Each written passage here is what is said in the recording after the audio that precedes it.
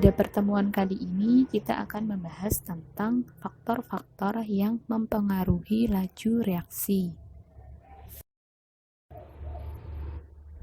Tujuan pembelajaran pada pertemuan kali ini yaitu yang pertama menjelaskan faktor-faktor yang mempengaruhi laju reaksi, dan yang kedua menjelaskan hubungan teori tumbukan dan hubungannya dengan faktor-faktor yang mempengaruhi laju reaksi.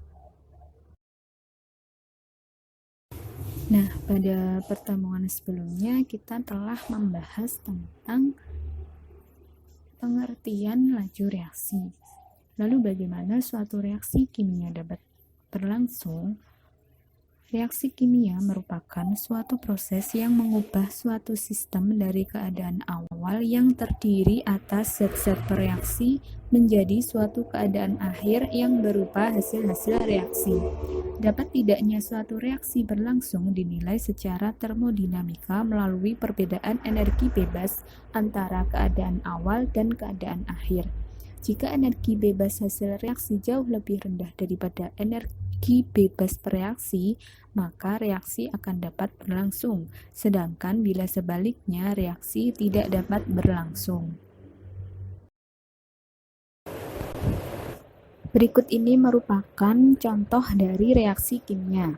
Yang pertama ada proses reaksi perkaratan pada besi, dan juga ada proses reaksi kembang api. Dari contoh-contoh tersebut dapat dilihat bahwa dalam kehidupan sehari-hari ada reaksi kimia yang berlangsung sangat cepat, ada pula yang berlangsung dengan lambat.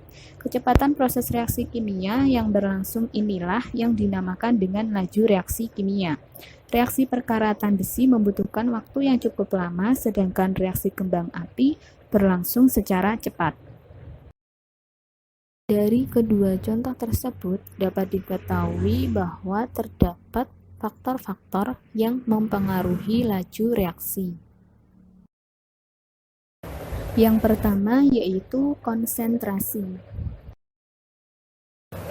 Konsentrasi merupakan banyaknya partikel yang terdapat pada persatuan volume. Berikut ini merupakan gambar reaktan dengan konsentrasi yang berbeda. Gambar A menunjukkan konsentrasi yang lebih rendah dibanding B. Pada gambar B menghasilkan tumbukan lebih banyak dibandingkan dengan gambar A. Dengan demikian, laju reaksi pada B akan lebih tinggi dibanding reaksi yang terjadi pada A. Suatu larutan dengan konsentrasi tinggi tentu mengandung partikel-partikel yang lebih rapat dibandingkan dengan konsentrasi larutan rendah. Semakin tinggi konsentrasinya, maka akan semakin banyak partikelnya. Semakin tinggi konsentrasi, semakin besar pula kemungkinan terjadinya tumbukan antar partikel, sehingga semakin tinggi pula laju reaksinya. Faktor yang kedua yaitu luas permukaan.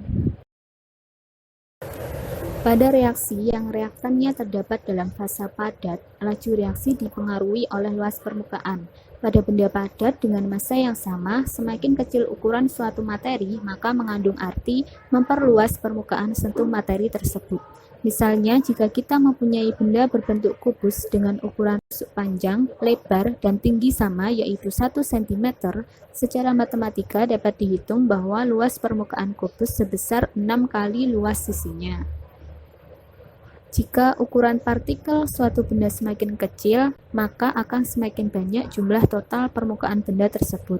Dengan menggunakan teori tumbukan dapat dijelaskan bahwa semakin luas permukaan bidang sentuh zat padat, semakin banyak tempat terjadinya tumbukan antar partikel zat yang bereaksi, sehingga laju reaksinya makin cepat. Faktor yang ketiga yaitu suhu. Setiap partikel selalu bergerak dengan menaikkan temperatur, energi gerak atau energi kinetik partikel bertambah, sehingga tumbukan lebih sering terjadi. Pada frekuensi tumbukan yang semakin besar, maka kemungkinan terjadinya tumbukan efektif yang mampu menghasilkan laju reaksi juga semakin besar. Jika suhu dinaikkan, maka akan memperbesar energi potensial, sehingga akan meningkatkan tumbukan yang terjadi dan mampu menghasilkan reaksi yang semakin besar.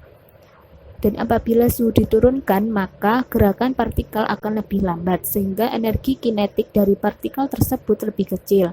Sehingga semakin kecil pula kemungkinan tumbukan yang akan menghasilkan tumbukan efektif. Faktor yang keempat yaitu katalis. Katalis merupakan suatu zat yang dapat mempengaruhi laju reaksi tanpa dirinya mengalami perubahan yang kekal. Suatu katalis mungkin dapat terlibat dalam proses reaksi atau mengalami perubahan selama reaksi berlangsung.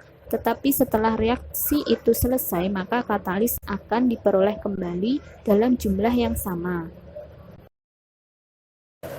Berdasarkan wujud atau fasanya, katalis dibedakan menjadi katalis homogen dan katalis heterogen.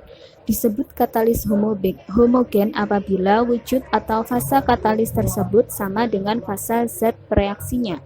Sedangkan disebut dengan katalis heterogen apabila fasa katalis berbeda dengan fasa zat reaksinya. Fungsi katalis yaitu untuk menurunkan energi aktivasi. Dengan adanya katalis akan mengakibatkan reaksi berlangsung dalam beberapa tahap. Mekanisme reaksi merupakan rangkaian tahap-tahap reaksi dalam suatu reaksi kimia. Tahap penentu laju reaksi dapat diperoleh dari tahap reaksi yang paling lambat dalam suatu mekanisme reaksi. Katalis dapat mempercepat laju reaksi karena katalis menyediakan alternatif jalur reaksi dengan energi aktivasi yang lebih rendah dibanding jalur reaksi tanpa katalis, sehingga reaksinya menjadi semakin cepat. Baik, itu tadi yang dapat saya sampaikan. Semoga bermanfaat.